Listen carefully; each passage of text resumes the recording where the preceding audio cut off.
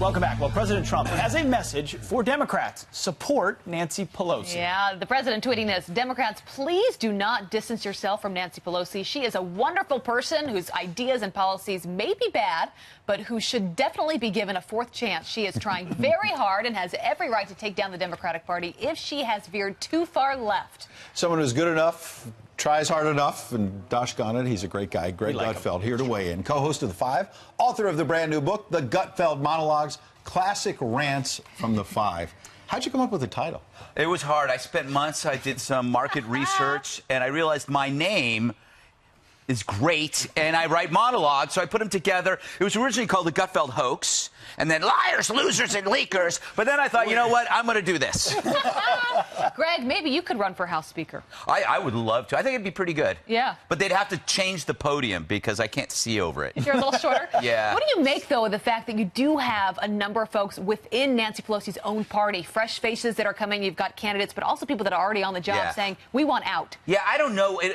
That could change once everything, because she's pretty powerful, you know. It's like you can complain to your parents all the time, but when they yell dinner, you come to the table.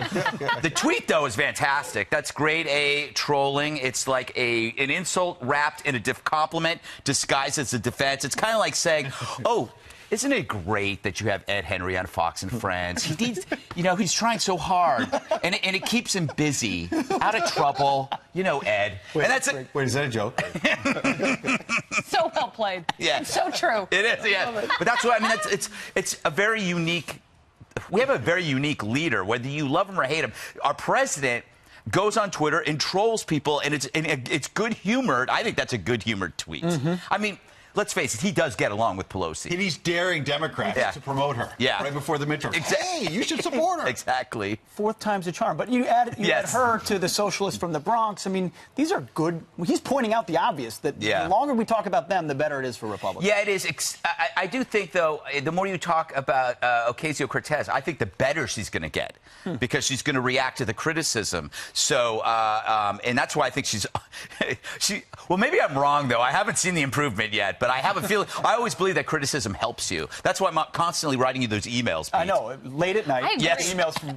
Do better, Pete. Do better. Greg, accepting the criticism also is part of that. So the Gutfeld monologue. Right. So people are wondering what that is, and if you're watching, you know what it is. Because if you watch Greg, here's just a little snippet. That's the snippet. On crutches. You could see the jokes limping toward you. The dinner's now just old news. Good job, Santa Barbara. Like the straws you try to ban, you suck. But unlike the straws, not in a good way. The world's getting hotter, and it's not global warming. It's political tension driven by emotion. Who knew De Niro's lasting role would be irrelevant gas bag, pleasing irrelevant peers? Monologues are classic. People wait for them. They want them. They usually start with scribble on a paper. Yes, exactly.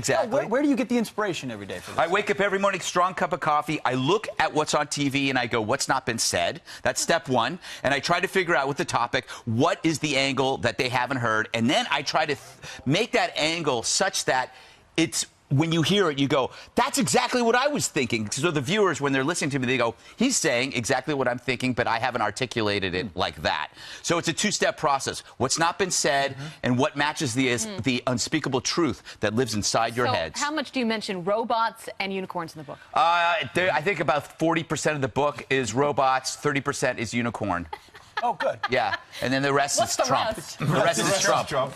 But let's be real here. Your mind works on another plane of analogies and comparisons. Where do you come up with some of this, the comparisons you use to make things relevant? Well, I come up with them when I pretend. I use this tip, and I mentioned in the book. I pretend that I'm drunk because do you know that you always have an opinion or a comparison when you're slightly tipsy? So true. So I just sit there and I go, okay, you know,